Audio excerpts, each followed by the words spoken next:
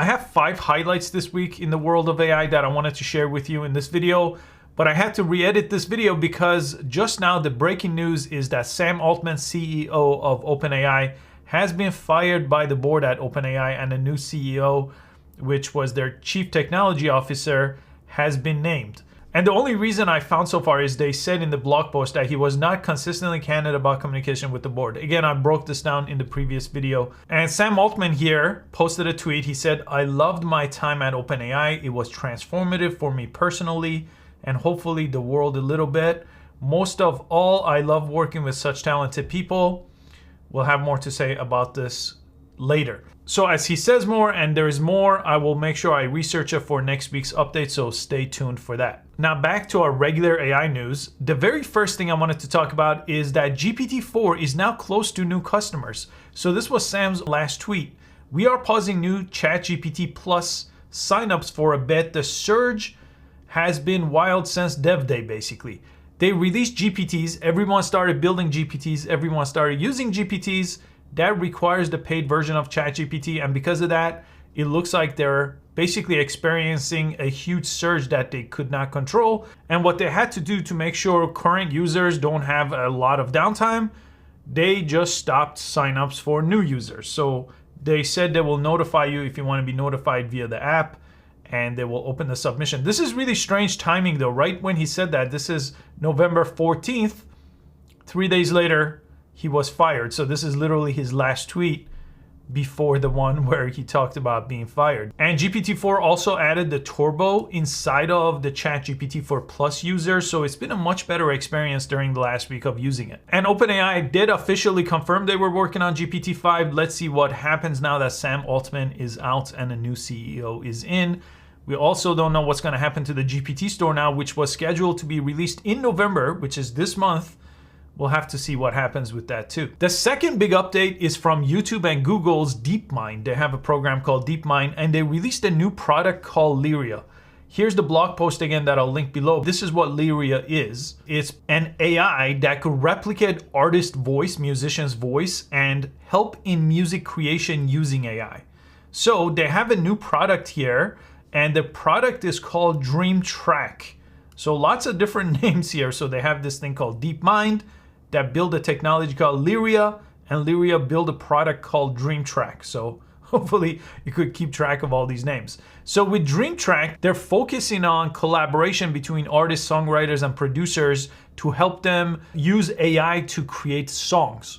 And they got permission from all kinds of different artists here. So you could see a list of artists here that they collaborated with, and you could listen to some of this music here from the link below that I have to the official YouTube blog post. Right now, it's only available to a very small select group in the US where they could test it out and make 30-second soundtrack using it, using, again, the creator's voice, the musician's voice, but using AI to generate new songs. So interesting collaboration here between YouTube and musicians. And if you go to YouTube/new, actually, this is a page. This page has been around for a long time, but anything now that they're testing out is available for testing as long as you have YouTube Premium. I have a YouTube Premium, so I don't get ads on my videos, for example. And if you have that, you could try out all these different types of experiments. So this one, ask question, get AI powered answers. This one here, explore common topics summarized by AI. So this is useful. And they released a new rule that is gonna roll out pretty soon, where if content is generated by AI, if you post content generated by AI onto YouTube, you have to basically select the check mark saying this content was created using AI. Now, I don't know if it's 100% AI or is AI assisted. We'll find out more when they release this publicly, but they did make that announcement, which is really gonna be something to keep YouTube safe from AI generated content that people are trying to pass as human generated. If I'm sitting here and I'm an AI avatar, I should tell you that I'm an AI avatar, or if I'm just a person, right? So that check mark is gonna help with that. Now, the next update is all about GPTs and the unofficial GPT stores that are popping up left and right. I've already found a handful of GPT stores where they catalog. This one actually catalogs 10,000 custom GPTs. Here's the problem right now. OpenAI doesn't have an official GPT store. So it's extremely difficult to find GPTs, and most GPTs are useless anyway. So having a thing that has a trending tab, for example, or has categories to sort different GPTs to see, hey, what are people finding useful in the world of GPTs? I bet you out of the 10,000, 9,900 of them are useless, right? So how do you find the 100 GPTs that you could actually use and benefit? Well, there's these GPT stores. Now, the most useful I found so far is gptsdex.com. I tested out a few different stores.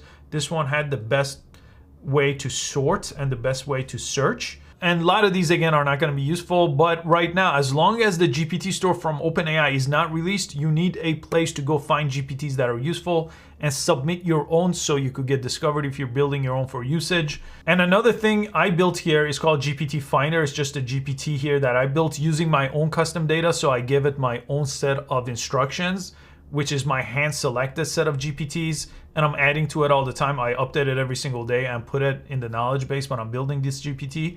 So if you want to check that out to find GPTs in different categories, I made sure this is really easy to use and fast as well. Now here's our next news. Bing AI, which was basically that Bing chat that used ChatGPT to give you answers, has been completely rebranded to Copilot.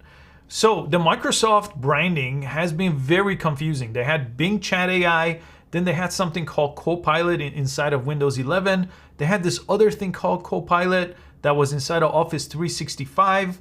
And it was really confusing. Now it's just all called Copilot. So if you go to bing.com/new, it's gonna bring you here. It's gonna redirect you, and then you could say, try Copilot. And then that's gonna bring you over here where you could have a conversation. Again, this is powered by GPT. This is, again, a partner. Microsoft is a partner with ChatGPT, so they always use the latest version of GPT here to power their chatbot, so you could use it here. Now, Microsoft just announced that they will be adding a section here for plugins and for GPTs.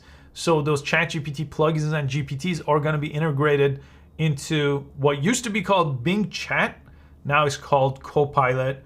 So it's a branding change, but now hopefully the confusion is a little bit less. They still have to fix the Copilot on the Windows side. And Meta introduced a generative AI tool called Emu Video and Emu Edit. Let me show you exactly what this is. Basically, you could generate images and videos using text, and then you could type in something to make edits to it. You see how it's making edits to an existing video? So it's a video and image generation platform, text to video generation platform.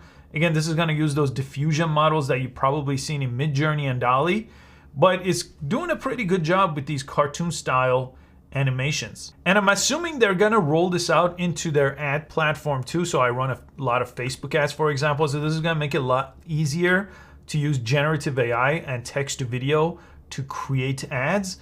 And I'm sure it's gonna be for organic posting across all the different platforms like Facebook and Instagram as well. Now, if you wanna read the full blog post, I'll go ahead and link this below as well. And each week I'll share the top 5 AI news with you. Rather than sharing 25 different things that typically happens in AI each week, the top 5 usually keeps you up to date. All the links again in the description. I hope you found it useful. I'll see you next time.